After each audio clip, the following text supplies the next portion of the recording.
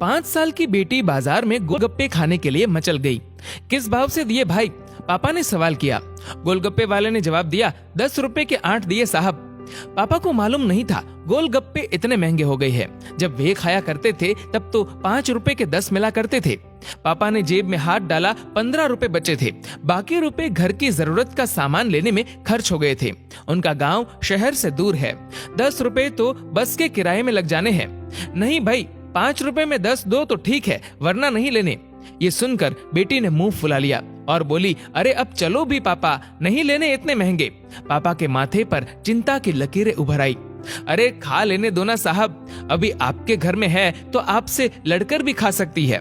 कल को पराए घर चली गई तो पता नहीं ऐसे मचल पाएगी या नहीं, तब आप भी तरसोगे बिटिया की फरमाइश पूरी करने को।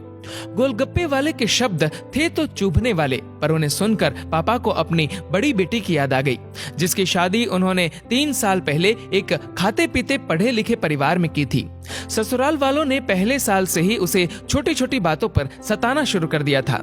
2 साल तक वह मुट्ठी भर भर के रुपए उनके मुंह में ठूसता रहा, पर उनका पेट बढ़ता ही चला गया और अंत में एक दिन सीढ़ियों से गिरकर बेटी की मौत की खबर ही मायके पहुंची। आज वह छटपटाता है कि उसकी वह बेटी फिर से उसके पास लौट आए और वह चुन चुन कर उसकी सारी अधूरी इच्छाएं पूरी कर दे, पर वह अच्छी तरह जानता है कि अब ये संभव नहीं है। दे दूं क्या बाबूजी? गोलगप्पे वाले की आवाज से पापा की तंद्रा टूटी।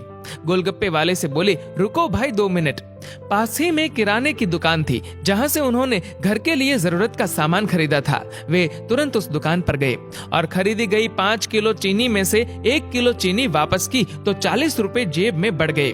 फिर ठेले पर आकर पापा ने डबडबाई आंखें पोंछते हुए कहा, अब खिला दे भाई। हाँ, तीखा जरा कम डालना, मेरी बिटिया बहुत नाजुक है। ये सुनकर 5 वर्ष की गुड़िया जैसी बेटी की आंखों में चमक आ गई और उसने पापा का हाथ कसकर पकड़ लिया।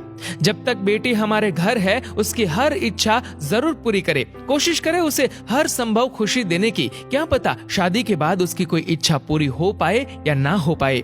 ये बेटियां भी कितनी अजीब होती है, जब ससुराल में होती है तब मायके जाने को तरसती है, सोचती है कि घर जाकर माँ को ये बताऊंगी, पापा से ये मांगूंगी, बहन से ये कहूंगी, भाई को सबक सिखाऊंगी और मौज मस्ती करूंगी।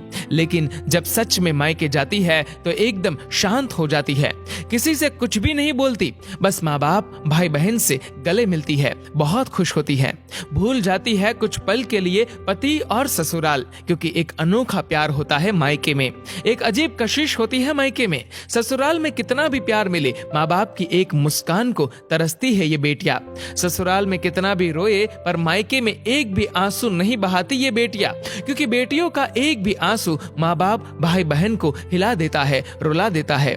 कितनी अजीब है ये बेटियां, कितनी नटखट है ये बेटियां, भगवान की अनमोल देन है ये बेटियां।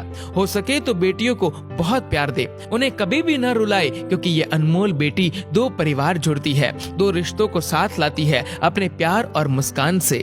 ईश्वर से प्रार्थना यही है कि सभी बेटियां खुश रहे हमेशा, भले ही वो मायके में हो या ससुराल में। खुशकिस्मत है वो लोग जो बेटी के बाप है, उन्हें भरपूर प्यार दे, दुलार करे और यही व्यवहार अपनी पत्नी के साथ भी करे, क्योंकि वो भी किसी की बेटी है जो अपने माँ बाप का घर छोड़कर आपके साथ पूरी जिंदगी बिताने आई है।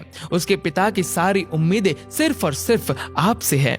दोस्तों, इस वीडियो को लेकर आपकी क्या राय है नीचे कमेंट करके जरूर बताएगा और अगर आपको ये वीडियो अच्छा लगा हो तो इस वीडियो को लाइक करेगा, शेयर करेगा ज्यादा से ज्यादा लोगों तक और ऐसे ही और भी इंस्पिरेशनल वीडियोस के लिए सब्सक्राइब करें हमारे यूट्यूब चैनल को और फेसबुक पर फॉलो करें हमारे पेज को। धन्यवाद।